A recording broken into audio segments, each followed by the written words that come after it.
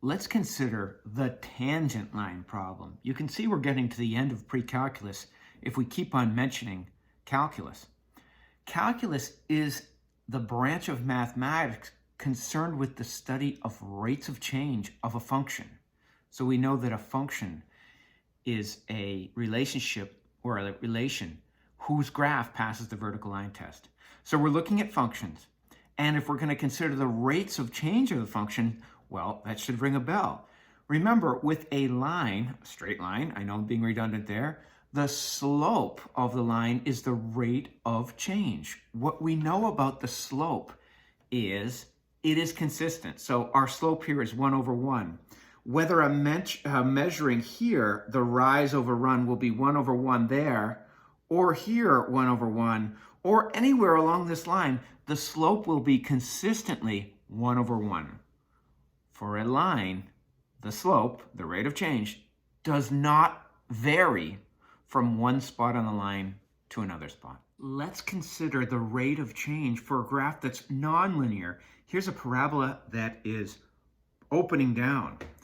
The rate of change at this point, I'll call this x1, y1, x1, y1, is different from the rate of change up here, we'll call this x2, y2, is different from this point here, x3, y3. And you know what? Just for the rock of it, let's do another point here. We'll call this x4, y4. Now the rate of change here is very extreme. Notice what I'm doing there. I'm drawing the tangent line. Remember, tangent lines just kiss our graph at one point and only one point. The rate of change here, if we looked at the slope of this tangent line, it would be very steep, like 7 over 1, which is different from the rate of change at x4, y4. Sorry, I went out of order there. Maybe that's 2 over 1. The rate of change levels off at the maximum point. The rate of change is actually 0 there for a brief instant if we're measuring some sort of real-life phenomenon. And here, from left to right, the rate of change, because the slope will be negative, we'd say that the slope is negative. The main takeaway here is, for nonlinear graphs, the rate of change is variable.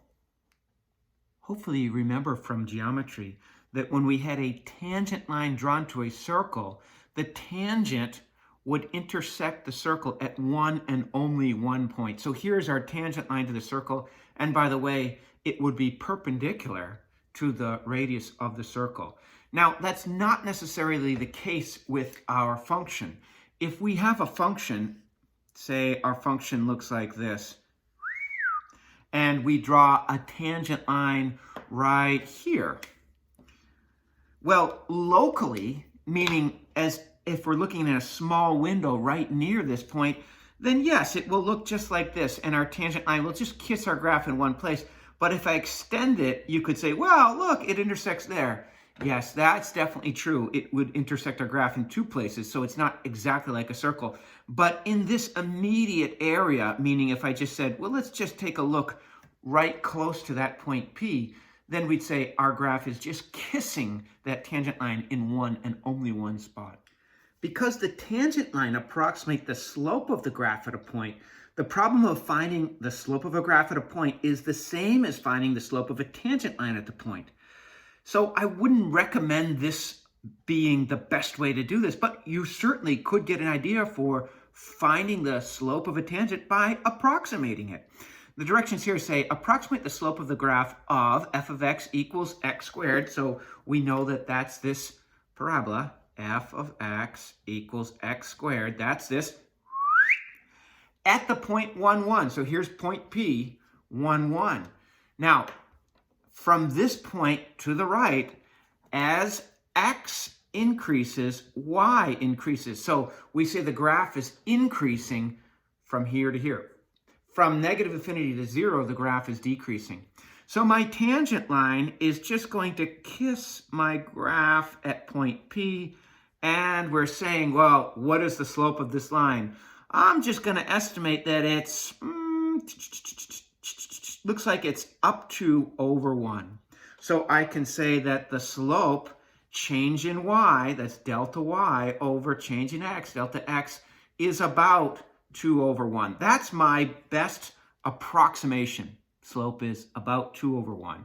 Here it is, 2 over 1. Sorry, that went off the page. Remember that when you are approximating a slope of a line visually, which is not the best way to do this, by the way. It's the first way we're doing it, but not the best way. Remember that the scales on the horizontal axis and the vertical axis can be different. So don't trust your eyeballs, trust the numbers. For example, here we're looking at the graph of the monthly temperatures in Dallas, Texas, from January all the way to December. You can see it's cool in January and it's cool in December. Our graph is broken here, so it doesn't go down to 0. This is somewhere in the 30s down here. Goes up to somewhere in the 90s or close to 90 in, looks like in the middle of the summer sometime, June, July. And we've got temperature on the y-axis and month on the x-axis. So if we're asked for the rate of change in month 10, which is clearly October, then the graph from here over, from this maximum point to the right, as x increases, y decreases. So we know that this part of the graph is decreasing. So we expect our tangent line to have a negative slope.